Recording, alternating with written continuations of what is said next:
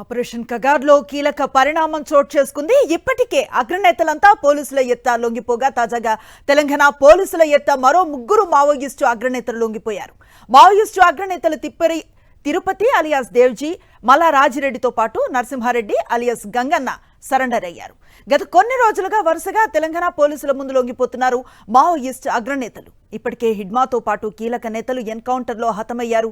కీలక నేతలంతా లొంగిపోవడంతో ఇక మావోయిస్టు పార్టీ ప్రస్థానం ముగిసినట్లే కనిపిస్తోంది. దీనిపై పోలీసులు కూడా అధికారికంగా ప్రకటన చేయబోతున్నారు. తిరుపతి అలియాస్ దేవ్జీ ప్రస్తుతం మావోయిస్టు పార్టీ కేంద్ర కమిటీ సభ్యుడు, సెక్రటరీ జనరల్ గా కొనసాగుతున్నారు. గతేడాది నంబాల కేశవరావు ఎన్కౌంటర్ తర్వాత మావోయిస్టు పార్టీకి దేవ్జీ సారథ్యం వహిస్తున్నారు. దేవ్జీ స్వస్థలం జగిత్యాల జిల్లా కోరుట్ల. 1983లో మావోయిస్టు పార్టీలో చేరిన దేవ్జీ దళ సభ్యుడి నుంచి కేంద్ర కమిటీ సభ్యుడిగా ఎదిగారు. ఈయనపై ₹1 రివార్డు ఉంది.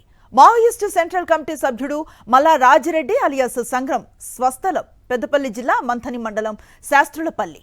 1970లో మావోయిస్టు ఉద్యమంలోకి వెళ్లిన మల్లా రాజిరెడ్డి తొలితరం మావోయిస్టు నేతల్లో ఒకరు. రాజిరెడ్డిపై కూడా ₹1 రివార్డు ఉంది. ఇక గంగన్న స్వస్థలం గుంటూరు జిల్లా. 2024లో చర్చల సమయంలో పల్నాడు జిల్లా గుత్తికొండ బిలంలో ఏర్పాటు చేసిన సభలో కీలక పాత్రను పోషించారు గంగన్న. ఈ ఏడాది మార్చి 31 నాటికి దేశంలో మావోయిస్టులను నిర్మూలించడమే లక్ష్యంగా కేంద్రం ఆపరేషన్ కగార్ను చేపట్టింది. ఈ సందర్భంగా జనజీవన స్రవంతిలో కలిసి దేశాభివృద్ధిలో భాగస్వాములు కావాలంటూ మావోయిస్టులకు కేంద్రం పిలుపునిచ్చింది. దాంతో పలువురు మావోయిస్టులు ప్రభుత్వం ఎత్తు లొంగిపోయారు. మరికొంతమంది ఎన్కౌంటర్లో మరణించారు. పలువురు మావోయిస్టులు అరెస్ట్ అయ్యారు. మరోవైపు ఆపరేషన్ కగార్ కోసం నిర్దేశించుకున్న సమయం మరికొద్ది రోజుల్లో ముగియనుంది. అలాంటి వేళ మావోయిస్టుల కోసం కర్రెగుట్టల్లో వేటను మరింత ముమ్మరం చేశాయి భద్రతా బలగాలు. ఇదే సమయంలో కీలక నేతలు జనజీవన స్రవంతిలో కలిసేందుకు ముందుకొస్తున్నారు. ఇదే అంశంపై మరింత సమాచారాన్ని మా executive editor Ismail news room నుంచి అందిస్తారు. ఇస్మాయిల్, చూస్తున్నాం కీలక నేతలు పోలీసుల ఎత్తు లొంగిపోయినట్లుగా తెలుస్తోంది. 40 రోజుల గడువు నలుగురు కీలక నేతలు టార్గెట్ గా కనిపించింది నిన్నటి వరకు. ఇప్పుడు ఈ లొంగుబాటు అన్నది దేనికి సంకేతంగా చూడొచ్చు? డెఫినెట్గా మావోయిస్టు పార్టీ దాదాపు 2004లో మావోయిస్టు పార్టీ అనేటువంటిది ఒక రూపం తీసుకుంది. మావోయిస్టు పార్టీ ప్రకటన 2005లో జరిగింది. పీపుల్స్ వార్ తర్వాత మావోయిస్టు పార్టీ ఆవిర్భవించి 21 సంవత్సరాలు పూర్తవుతున్నటువంటి టైము. ఆపరేషన్ కగార్కు మార్చి 31 డెడ్ లైన్ ఉన్నటువంటి టైము. మావోయిస్టు పార్టీకి సంబంధించినటువంటి కేంద్ర కమిటీ కార్యదర్శిగా ఉన్నటువంటి దేవ్జీ అలియాస్ తిరుపతి ఎవరైతున్నారో ఆయన లొంగిపోయారు. నిజంగానే మావోయిస్టు పార్టీలో ఇప్పటి వరకు జరిగినటువంటి లొంగుబాట్లలో ఇదే అత్యున్నతమైనటువంటిది.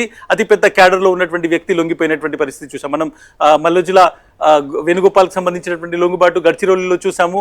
దాదాపు 4-5 నెలల నుంచి జరుగుతున్నటువంటి లొంగుబాట్లలో మల్లోజిలా వేణుగోపాల్ నుంచి ప్రారంభమైనటువంటి లొంగుబాటు ఈరోజు తిరుపతి వరకు వచ్చింది. మావోయిస్టు పార్టీకి సంబంధించి దాదాపు సెంట్రల్ కమిటీ మొత్తం తుడిచిపెట్టుకుపోయిందనేటువంటిదే చెప్పాలి. హిడ్మాకు సంబంధించినటువంటి ఎన్కౌంటర్ కావచ్చు, మిగిలిన అన్ని కూడా బసవరాజ్ ఎన్కౌంటర్ తర్వాత గత ఏడాది మే 31 బసవరాజ్ ఎన్కౌంటర్ జరిగింది. మావోయిస్టు పార్టీకి సంబంధించినటువంటి కేంద్ర కమిటీ కార్యదర్శిగా ఉన్నారు, ఆయన ఎన్కౌంటర్ జరిగింది. మావోయిస్టు పార్టీ తన కేంద్ర కమిటీ కార్యదర్శిని, పార్టీ సెక్రటరీని కాపాడుకోలేకపోయిందనేటువంటి మాట వచ్చింది. ఆ తర్వాత అప్పటి నుంచి బాధ్యతలు చూస్తున్నటువంటి దేవ్జీ ఈ రోజు లొంగిపోయారు. తెలంగాణ పోలీసులకు ఆయన లొంగిపోయినట్టుగా తెలుస్తుంది.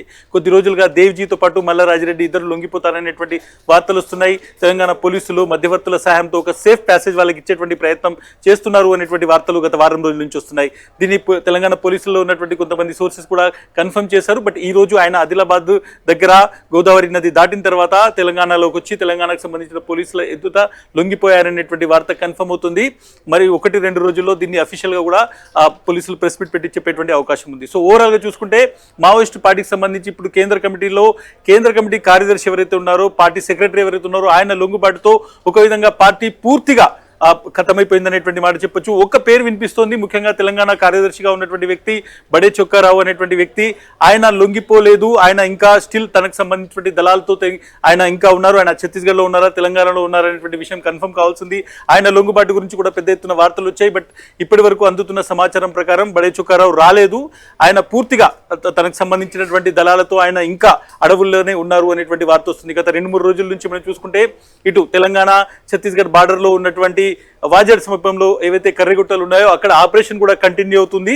ఈ ఆపరేషన్ ఒక విధంగా ప్రెషర్ పెంచడానికే సిఆర్పీఎఫ్ ఆపరేషన్స్ చేస్తుంది. ముఖ్యంగా కర్రగట్టల మీద పెద్ద ఎత్తున బాంబులు పేలుతూ మంటలు వస్తున్నటువంటి దృశ్యాలు కూడా కొన్ని క్యాప్చర్ అయ్యాయి. ఈ నేపథ్యంలో ఆపరేషన్ తీవ్రతరం చేసిన నేపథ్యంలోనే ఈ లొంగుబాటు స్పీడప్ అయింది అనేటువంటి వార్తలు వస్తున్నాయి. బట్ ఓవరాల్ గా మనం చూసుకుంటే మావోయిస్ట్ పార్టీ ఇక చరిత్ర అనేటువంటి మాటను మనం ఖచ్చితంగా ఇక్కడ చెప్పాల్సి ఉంటుంది. ఎందుకంటే మావోయిస్ట్ పార్టీ అనేటువంటిది అది పీపుల్స్ వార్ నుంచి మనం 80వ దశకం నుంచి ఇప్పటి వరకు చూసుకుంటే అది ఒక క్యాడర్ బేస్డ్ పార్టీ. ముఖ్యంగా పైన ఉన్నటువంటి పార్టీకి సంబంధించినటువంటి కేంద్ర కమిటీ ఇచ్చేటువంటి ఆదేశాలను రాష్ట్ర కమిటీలు ఆ తర్వాత దళ కమాండర్ల వరకు అదేవిధంగా క్యాడర్ వరకు ఇంప్లిమెంట్ చేస్తారు. ఒక విధంగా బసవరాజు ఎన్కౌంటర్ ఏదైతుందో మావోయిస్ట్ పార్టీకి సంబంధించినటువంటి కేంద్ర కమిటీ కార్యదర్శి బసవరాజు ఎన్కౌంటర్ తర్వాత మావోయిస్ట్ పార్టీకి సంబంధించినటువంటి సెంట్రల్ కమిటీ మొత్తం చెల్లాచెదిరైపోయింది. చాలా మంది లొంగిపోయారు, అందులో విభేదాలు వచ్చాయి. ఆ తర్వాత ఇప్పుడు మళ్ళీ ఒకసారి సెంట్రల్ కమిటీని కూడా తీసుకొని దాన్ని మళ్ళీ ఒకసారి రీస్ట్రక్చర్ చేసేటువంటి ప్రయత్నంలో మావోయిస్ట్ పార్టీ ఉన్నటువంటి సమయంలోనే దేవ్జీ ఎవరైతే దానికి సంబంధించినటువంటి కమాండ్ కంట్రోల్ మొత్తం ఆయన దగ్గర ఉందో ఆయన కూడా లొంగిపోయారు. సో మావోయిస్ట్ పార్టీకి ఒక విధంగా ఎక్కడైనా క్యాడర్ మిగిలిన జార్ఖండ్ లాంటి చోట కావచ్చు, ఛత్తీస్గఢ్లో సుక్మా బీజాపూర్ జిల్లాలు ముఖ్యంగా ఇంద్రావతి బెల్ట్ మొత్తం ఇప్పటికే ఖాళీ అయిపోయింది. ఇంద్రావతి టైగర్ రిజర్వ్ కూడా పూర్తిగా ఖాళీ అయిపోయింది. ముఖ్యంగా సిఆర్పీఎఫ్ బలగాలు ఇప్పటికే అక్కడ చేరుకున్నాయి. క్యాంపులు బేసిస్లు ఏర్పాటు చేస్తున్నటువంటి నేపథ్యంలో కొంతవరకు ఏదైతే తెలంగాణ రీజన్ ఉందో, తెలంగాణ ఛత్తీస్గఢ్కి సంబంధించినటువంటి బార్డర్ ఉందో, ఈ కరీంనగర్ వరంగల్ జిల్లాలకు సంబంధించిన బార్డర్లోనే ఎక్కువగా మావోయిస్ట్ పార్టీకి సంబంధించినటువంటి కీలకమైనటువంటి నేతలు ఇంకా అక్కడ ఉన్నారు అనేటువంటి వార్తలు వచ్చాయి. ఈ రోజు లొంగిపోయినటువంటి దేవ్జీ అదేవిధంగా మల్లారాజిరెడ్డి కూడా అక్కడి నుంచి వచ్చి లొంగిపోయారనేటువంటి తెలుస్తుంది. కేవలం ఇప్పుడు ఒకే ఒక పెద్ద పేరు ముఖ్యంగా తెలుగు రాష్ట్రాలకు సంబంధించి వినిపిస్తుంది. మల్లారాజిరెడ్డి మల్లారాజిరెడ్డి లొంగిపోయారు. ముఖ్యంగా బడే చొక్కారావు ఎక్కడున్నాడు అనేటువంటిది ఒక పేరు వినిపిస్తుంది. ఆయనకు సంబంధించి కూడా 1-2 రోజుల్లో లొంగుబాటు ఉండొచ్చు అనేటువంటి వార్తలు పోలీసుల వైపు నుంచి వస్తున్నాయి. బట్ అతను లొంగిపోడు అనేటువంటిది మావోయిస్ట్ పార్టీ నుంచి కొందరు చెప్తున్నటువంటి మాట. దీంతో పాటు గణపతి జాడ ఎక్కడ అనేటువంటిది కూడా ముఖ్యంగా గతంలో పార్టీ చీఫ్ గా చేసినటువంటి గణపతి ఎక్కడున్నారు, ఆయన బతికే ఉన్నారా, బతికే ఉంటే ఆయన లొంగిపోతారా, ఆయన ఆరోగ్యం ఎట్లా ఉంది, ఆయన దేశంలో ఉన్నారా, దేశం దాటిపోరే, ఇవన్నీ క్వశ్చన్స్ ఉన్నాయి. సో 2 పేర్లు ఇప్పుడు మావోయిస్ట్ పార్టీకి సంబంధించి అజ్ఞాతంలో ఉన్నవి, ఒకటి బడే చొక్కారావు, ఒకటి గణపతి. ఈ 2 తప్ప దాదాపు కేంద్ర కమిటీలో పనిచేసినటువంటి అందరూ ఒక విధంగా లొంగిపోయారని చెప్పొచ్చు. ఒక పెద్ద విజయము, ముఖ్యంగా ఆపరేషన్ కగార్ సక్సెస్ఫుల్ అయింది అనేటువంటి ప్రకటన ఈరోజు చేయొచ్చు. మార్చి 31 వరకు డెడ్ లైన్ ఉంది. చాలా తక్కువ క్యాడర్, 10ల సంఖ్యలోనే మావోయిస్టుకు సంబంధించినటువంటి క్యాడర్ ఇంకా తెలంగాణ ఛత్తీస్గఢ్ సరిహద్దుల్లో ఉంది అనేటువంటిది అర్థమవుతుంది అనుష్. రైట్ ఇస్మాయిల్, చాలా మంది లొంగిపోయారు, కొంతమంది హతమయ్యారు హిడ్మా లాంటి నేతలు. అయితే రీసెంట్గా మల్లోజులు మాట్లాడుతూ నాటి పరిస్థితులు నేడు లేవు, పరిస్థితులు కొంతమేర మారాయి, అలాగే తమ ఉద్యమం కూడా జనశ్రీవన్ స్రవంతిలో కలిసి తమ ఉద్యమం పంథా కూడా మార్చబోతున్నాం అన్న వ్యాఖ్యలు చేశారు. ఇది కొంతమంది ఆశావాహుల్లో ఎట్లాంటి మెసేజ్ని కన్వే చేస్తుంది అనుకోవచ్చు? డెఫినెట్గా మావోయిస్ట్ పార్టీ 2005లో పీపుల్స్ వార్ నుంచి మావోయిస్ట్ పార్టీగా మారిన సమయంలో కావచ్చు, లేకుంటే 70 నుంచి 80వ దశకంలో పీపుల్స్ వార్ ఏదైతే తుపాకీ గుట్టం ద్వారానే రాజ్యాధికారం అనేటువంటి నినాదంతో వచ్చిందో అప్పుడున్నటువంటి పరిస్థితులకు ఇప్పుడు 2025లో మనం ఏఐ టెక్నాలజీని ఉపయోగిస్తున్నటువంటి తరుణంలో పూర్తిగా పరిస్థితులు మారాయి. ముఖ్యంగా సమాజంలో ఆలోచన ధోరణి మారింది.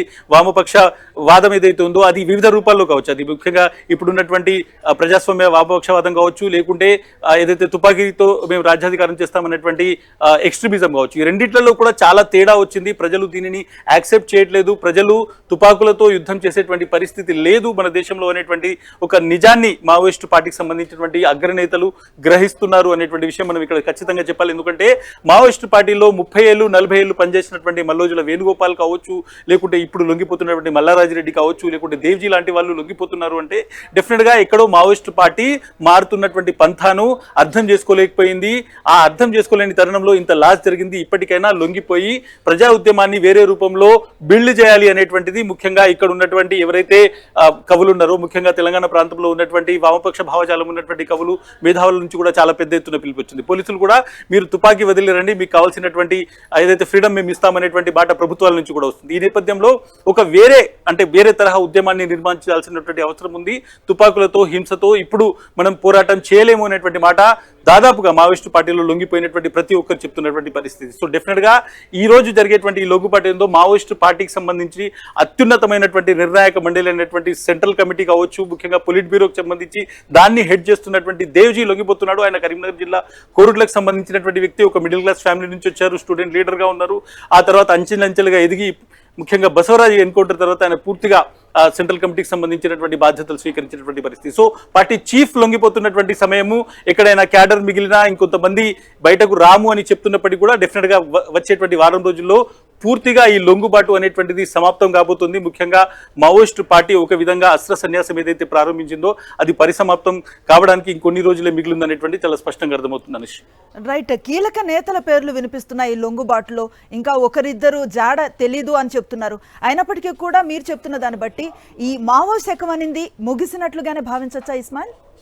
డెఫినెట్గా భారతదేశానికి సంబంధించి భారతదేశంలో నక్సల్బరీ ఏదైతే స్టార్ట్ అయిందో, ముఖ్యంగా వెస్ట్ బెంగాల్లో 1968-69లో నక్సల్బరీ పోరాటం జరిగినప్పుడు చైనా పీపుల్స్ పత్రిక ఒక కథనం రాసింది. దానికి సంబంధించిన హెడ్డింగ్స్ ఇప్పటి వరకు మావోయిస్ట్ పార్టీ చెప్తుంటుంది. భారతదేశం మీద వసంత మేఘం గర్జించింది అనేటువంటి ఒక హెడ్లైన్తో చైనా పీపుల్స్ పత్రిక అనేటువంటిది ఒక హెడ్లైన్ రాస్తూ వార్త రాసింది నక్సల్బరీ ఉద్యమానికి సంబంధించి. సో ఇప్పటి వరకు మనం చూసుకుంటే ఈ 60 ఏళ్ల పోరాటం ఏదైతే ఉందో ఇది కంప్లీట్గా ఒక విధంగా చూడాలంటే మావోయిస్టు ఉద్యమం అనేటువంటిది ఓడిపోయిందా గెలిచిందా చాలా దీని మీద భిన్న అభిప్రాయాలు ఉన్నాయి. బట్ డెఫినెట్గా ఈ రోజు ఇప్పుడున్నటువంటి పరిస్థితుల్లో తుపాకీతో యుద్ధం చేయడం అనేటువంటిది ఒక తప్పుడు విధానం అనేటువంటిది మావోయిస్టు పార్టీలో 30-40 ఏళ్ళు పనిచేసినటువంటి వాళ్ళే చెప్తున్నటువంటి మాట. బయట ఉన్నటువంటి వాళ్ళు చాలా కామెంట్స్ దీని మీద చేయొచ్చు, కానీ మావోయిస్టు పార్టీలో 30-40 ఏళ్ళు తమ జీవితాన్ని అర్పించినటువంటి వాళ్ళే తుపాకీ ద్వారా ఇక యుద్ధం చేయడం అనేటువంటిది అసంబద్ధమైనటువంటి విషయము అనేటువంటిది వాళ్ళు అంగీకరించారు. మావోయిస్టు పార్టీకి సంబంధించి 100 AK-47లతో 100 గన్నులతో మహిళలు పెద్ద ఎత్తున లొంగుబాటు అనేటువంటి ప్రక్రియ గత 4 నెలలుగా జరుగుతుంది. సో మావోయిస్టు పార్టీ ఇక డెడ్ ఎండ్కు తాము వచ్చేసాము, ఇక్కడ నుంచి ముందుకు వెళ్ళలేము, సర్వైవల్ కావచ్చు అది, లేకుంటే పార్టీ ఉద్యమాన్ని నిర్మించడం కావచ్చు, లేకుంటే సిద్ధాంతాన్ని ముందుకు తీసుకెళ్లడం అనేటువంటిది అసంభవం అనేటువంటి నిర్ణయానికి మావోయిస్టు పార్టీకి సంబంధించినటువంటి మొత్తం సెంట్రల్ కమిటీ నిర్ణయానికి వచ్చేసింది. డెఫినెట్ గా ఒకరిద్దరు లీడర్స్ ఉన్నారు. మనం జార్ఖండ్ లో ఒకరిద్దరు లీడర్స్ పేర్లు వినిపిస్తున్నాయి. అదేవిధంగా ఛత్తీస్గఢ్ లో, తెలంగాణ వరకు చూసుకుంటే ముఖ్యంగా బడే చొక్కారావు పేరు వినిపిస్తుంది. అతను కూడా లొంగిపోతాడా లేదా, లేదు అతను నేను రాను అంటున్నాడు అనేటువంటి వ్యాఖ్యలు ఉన్నాయి. సో ఒకరిద్దరు లీడర్స్ మిగిలి ఉన్నప్పటికీ స్టేట్ కమిటీ లేకుంటే సెంట్రల్ కమిటీలో సంబంధించి ఒకరిద్దరు మిగిలి ఉన్నప్పటికీ వీళ్ళు మళ్ళీ ఒక ఉద్యమాన్ని బిల్డ్ చేసేటువంటి పరిస్థితి లేదు. క్యాడర్ పూర్తిగా చేజారిపోయింది. మావోయిస్టు పార్టీకి సంబంధించినటువంటి సానుభూతి పరులు కూడా పూర్తిగా మీరు లొంగిపోండి అని చెప్తున్నటువంటి పరిస్థితి. At the same time operation Kagar ఉధృతంగా ఇంకా కొనసాగుతున్నటువంటి పరిస్థితి. ఈ నేపథ్యంలో లొంగుబాటు తప్ప వేరే ఆప్షన్ లేనటువంటి సిచ్యువేషన్ లో డెఫినెట్ గా ఎవరైనా మొండిగా వెళ్ళినా కానీ ఎన్కౌంటర్లు అవ్వడం తప్ప వేరే దారి లేదు అనేటువంటిది తెలంగాణలో ఉన్నటువంటి చాలా మంది వామపక్ష మేధావులు చెప్తున్నటువంటి మాట. సో డెఫినెట్ గా వచ్చేటువంటి 10-15 రోజుల్లో మిగిలిన వాళ్ళు కూడా పూర్తిగా లొంగిపోతారు అనేటువంటిది తెలంగాణ పోలీసులు చెప్తున్నటువంటి మాట. ఇస్మాయిల్, తెలుగు రాష్ట్రాలకు సంబంధించిన కీలక నేతలు ఈ మధ్య కాలంలో లొంగుబాటు పట్టడం మనం చూసాము. కేవలం ఆపరేషన్ కగార్ మాత్రమేనా, ఇతరత్ర కారణాలు ఏవి ప్రభావితం చేస్తుంటాయంటే ఏం చెప్తారు? డెఫినెట్గా ఆపరేషన్ కగార్ అనేటువంటిది ఒక ట్రిగర్ పాయింట్గా మనం చూడాల్సి ఉంటుంది.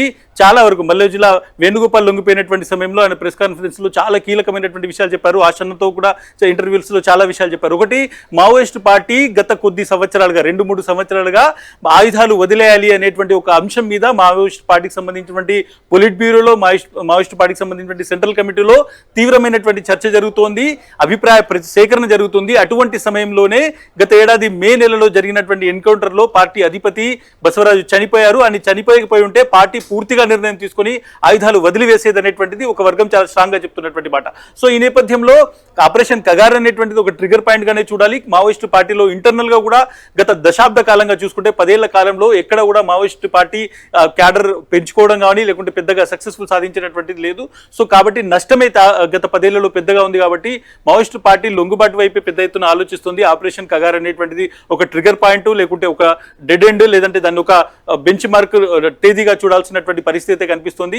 బట్ ఈ రోజు ఉన్నటువంటి సిచ్యువేషన్ లో పార్టీ చీఫ్ లొంగుబాటు అనేటువంటిది డెఫినెట్ గా మావోయిస్టు పార్టీకి సంబంధించినటువంటి ఒక చివరి అస్త్ర సన్యాసంగా దీన్ని చూడాలి. పార్టీ అనేటువంటిది ఇక చరిత్ర అనేటువంటి దానికి పార్టీకి సంబంధించినటువంటి కథకు ఒక పులి స్టాప్ అనేటువంటిది దేవ్జీ లొంగుబాటు అనేటువంటి దాన్ని ఒక మూమెంట్ గా మనం చూడాల్సి ఉంటుంది. ఇస్మాయిల్, ఆశన్న అలాగే మల్లోజుల లాంటి కీలక నేతలు లొంగిపోయినప్పుడు చాలా అభిప్రాయాలు వ్యక్తమయ్యాయి, డిఫరెంట్ ఆఫ్ ఒపీనియన్స్ వ్యక్తమయ్యాయి. ముఖ్యంగా విప్లవ రచయితల సంఘం నుంచి కూడా భిన్నాభిప్రాయాలు వ్యక్తమయ్యాయి. ఎలా చూడొచ్చు అంటారంటే వాళ్ళని వెన్నుతట్టి నడిపించినటువంటి భావుకత ఉన్న వాళ్లే వారి లొంగుబాట్లను కూడా ప్రశ్నించిన ఒక సందర్భాన్ని చూసాం. డెఫినెట్గా మావోయిస్టు పార్టీకి సంబంధించి ఆశన్న, అదేవిధంగా మల్లోజుల వేణుగోపాలు గడ్చిరౌలిలో లేకుంటే ఛత్తీస్గఢ్లో లొంగిపోయినటువంటి సమయంలో పార్టీ ద్రోహులుగా వారిని చిత్రీకరించేటువంటి ప్రయత్నము కొంతవరకు వామపక్షంలో ఉన్నటువంటి మేధావుల నుంచి అదే సందర్భంగా మావోయిస్టు పార్టీ నుంచి కూడా వచ్చింది. ద్రోహం చేసి మావోయిస్టు పార్టీ నుంచి వెళ్తున్నారనేటువంటిది. బట్ ఎవరైతే మావోయిస్టు పార్టీలో అప్పుడు కీలకంగా ఉండి వాళ్ళే ఆ లేఖను విడుదల చేశారో ద్రోహులని, ఆ తర్వాతి కాలంలో 2-3 నెలల్లోనే వాళ్ళు కూడా లొంగిపోయినటువంటి పరిస్థితి. డెఫినెట్గా పరిస్థితులు అనేటువంటివి అడవుల్లో ఉండి యుద్ధం చేసేటువంటి దిశలో లేవు. మావోయిస్టు పార్టీ అనేటువంటి అనేటువంటిది సిద్ధాంతపరంగా చూసుకున్నా లేకుంటే సాయుధ పరంగా చూసుకున్నా రెండు విధాలుగా కూడా పూర్తిగా క్షీణించినటువంటి దిశకు చేరుకుంది. మావోయిస్టు సిద్ధాంతాన్ని ప్రజలు యాక్సెప్ట్ చేసేటువంటి పరిస్థితి లేదు.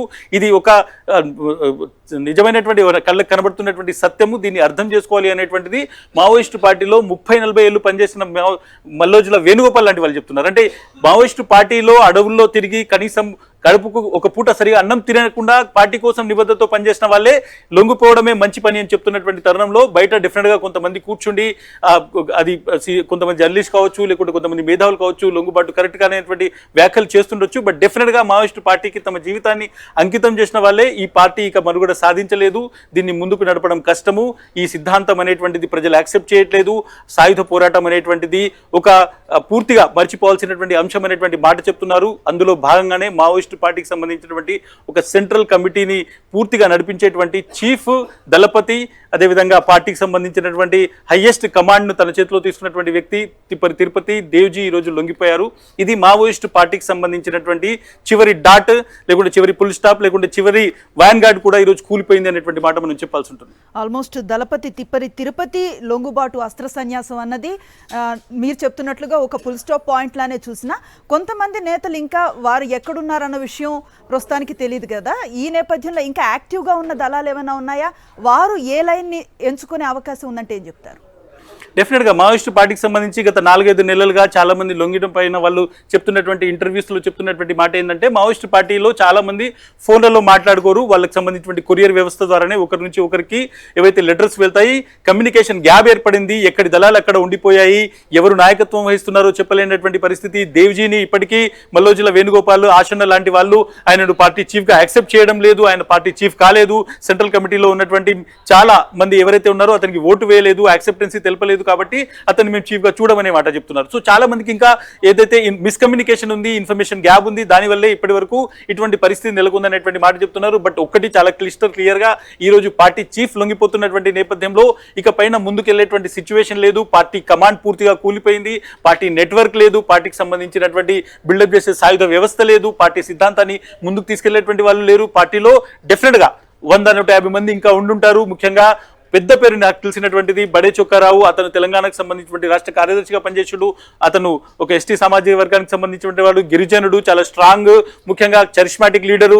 అతను పూర్తిగా చూసుకుంటే ఛత్తీస్గఢ్లో కూడా పెద్ద ఎత్తున ఆపరేషన్స్ చేసినటువంటి వ్యక్తి, తెలంగాణకు సంబంధించిన వ్యక్తి అయినప్పటికీ ఎక్కువగా ఛత్తీస్గఢ్ బీజాపూర్ అడవుల్లో తనకు సంబంధించి కార్యకలాపాలు ఉన్నాయి. సో అటువంటి వ్యక్తి ఒక్కరినే ఇప్పుడు పోలీసులు డెఫినెట్గా టార్గెట్ చేయొచ్చు. అతను ఎక్కడున్నాడు, అతను కూడా లొంగిపోవడమో లేకుంటే అతనికి సంబంధించినటువంటి అనుపాలను పోలీసు తెలిస్తే ముఖ్యంగా ఈ మొత్తం తెలంగాణకు సంబంధించి సాయుధ పోరాట చరిత్ర పూర్తిగా ముగిసిపోయినట్లే. ఇక్కడ ఉన్నటువంటి పెద్ద పేర్లు ఏవైనా కావచ్చు, అవి కొన్ని ఎన్కౌంటర్లో చనిపోయారు, కొంతమంది లొంగిపోయారు. బట్ డెఫినెట్గా ఒకప్పుడు పూర్తిగా దేశంలో మొత్తం వామపక్ష ఏదైతే సాయుధ పోరాటాన్ని తీసుకెళ్లినటువంటి చరిత్ర ఉన్నటువంటి తెలంగాణలో ఉన్నటువంటి లీడర్స్ దాదాపుగా కనుమరుగైపోయారు అనుకోవచ్చు. అది ఒక విధంగా పార్టీ నుంచి పూర్తిగా బయటికి వచ్చేశారు అనేటువంటిది మనం స్పష్టంగా చెప్పొచ్చు. 32 మందిగా ఉన్నటువంటి కేంద్ర కమిటీ అనేటువంటిది ఇప్పుడు కేవలం 2తో ఆగిపోయింది. ఈరోజు సెంట్రల్ కమిటీకి సంబంధించినటువంటి చీఫ్ లొంగుబాటుతో కేవలం చొక్కారావు లాంటి వాళ్ళు ఒక్కరే మిగిలారు అనేటువంటిది మనకు చాలా స్పష్టంగా అర్థమవుతుంది. అయితే ఇస్మాయిల్, దాదాపు మావోల శక్తి క్షీణించిపోయింది, వారి ప్రభావం పూర్తిగా అంతరించిపోతుంది అన్న సూచనలు కనిపిస్తున్న నేపథ్యంలో స్థానిక ప్రజలు ఈ లొంగుబాట్లను కానీ ఈ ఇజం అనేది మావోయిస్ట్ మూవ్మెంట్ అనేది ఆగిపోతుందన్న దీని మీద కానీ ఎట్లాంటి స్పందన కనిపిస్తుందంటే ఏం చెప్తారు? డెఫినెట్గా చాలా కాలం నుంచి, ఒక దశాబ్ద కాలం నుంచి మావోయిస్టు పార్టీకి సంబంధించి తెలంగాణలో పెద్ద యాక్టివిటీ లేదు. ముఖ్యంగా తెలంగాణకు సంబంధించినటువంటి ఆంధ్రప్రదేశ్ సంబంధించినటువంటి లీడర్షిప్ ఉన్నప్పటికీ అది ఛత్తీస్గఢ్లోనే ఎక్కువ యాక్టివిటీ చేస్తుంది. 1-2 సార్లు ఎన్కౌంటర్ జరిగినప్పుడు వాళ్ళ మృతదేహాలు తెలంగాణకు రావడం తప్ప స్పష్టంగా ఇక్కడ మావోయిస్టు పార్టీకి సంబంధించి దళాలు తిరగడం కావచ్చు, లేకుంటే స్థానికులతో మాట్లాడేటువంటిది దాదాపు ఒక దశాబ్ద కాలంగా తెలంగాణలో యాక్టివిటీ పూర్తిగా ఆగిపోయింది. 2006-7 నుంచే తెలంగాణను పూర్తిగా వాళ్ళు వదిలేశారు. ఆ తర్వాత ఛత్తీస్గఢ్ను సేఫ్ జోన్గా చూసుకున్నటువంటి పరిస్థితి. సో ఇప్పుడు పెద్దగా ఇంపాక్ట్ ఉండకపోవచ్చు, కానీ సామాజిక పరంగా చూసుకుంటే ఈ లొంగుబాట్లు కావచ్చు, లేకుంటే తెలంగాణలో పెద్ద ఎత్తున జరుగుతున్నటువంటి మావోయిస్టులకు సంబంధించినటువంటి రివర్స్ మైగ్రేషన్ ఏదైతే ఉందో అది రాజకీయంగా లేకుంటే సామాజికంగా ఒక పెద్ద మార్పును తీసుకొస్తుంది. సోషాలజీ పరంగా చాలా మంది వచ్చేటువంటి వాళ్ళందరూ కూడా ఈ తమకు సంబంధించినటువంటి అనుభవాలను తమ ఇంటర్వ్యూల ద్వారా, తమ పుస్తకాల ద్వారా వచ్చేటువంటి దశాబ్ద కాలం పాటు ఇక్కడ ఉన్నటువంటి వాళ్ళను ఏ విధంగా ప్రభావితం చేస్తారు, రాజకీయ సమీకరణాలు ఏ విధంగా మారుతాయి, ఒక భావజాలం అనేటువంటిది చాలా కాలం తర్వాత 20 20-30 ఏళ్ల తర్వాత మావోయిస్టు పార్టీకి సంబంధించినటువంటి ఎక్స్పీరియన్స్ తోని ఇక్కడికి దిగుమతవుతుంది, దీని ప్రభావం ఎలా ఉంటుంది అనేటువంటి దాని మీద డెఫినెట్ గా చాలా అభిప్రాయాలు వస్తున్నాయి. బట్ ఇప్పటి వరకైతే సాయుధ పోరాటం అనేటువంటిది పూర్తిగా ఒక ఫెయిల్యూర్ ఎక్స్పెరిమెంట్ అనేటువంటిది చాలా స్పష్టంగా మావోయిస్టు పార్టీకి 30-40 ఏళ్ళు తమ జీవితాన్ని అంకితం చేసినటువంటి సెంట్రల్ కమిటీ మెంబర్స్ చెప్తున్నటువంటి మాట. కాబట్టి మావోయిస్టు పార్టీ కావచ్చు, లేకుంటే సాయుధ పోరాటం కావచ్చు, అది ఒక ఫెయిల్యూర్ ఎక్స్పెరిమెంట్ అనేటువంటిది తేలిపోయింది. ఇక పైన మళ్ళీ సాయుధ పోరాటం అనేటువంటి డిస్కషన్ కావచ్చు, అటువంటి చర్చ కావచ్చు, అటువంటి ప్రయోగం కావచ్చు ఇక జరగదు అనేటువంటి మాత్రం నియర్ ఫ్యూచర్లో చాలా స్పష్టంగా అర్థమవుతుంది. Right, thank you Ismail.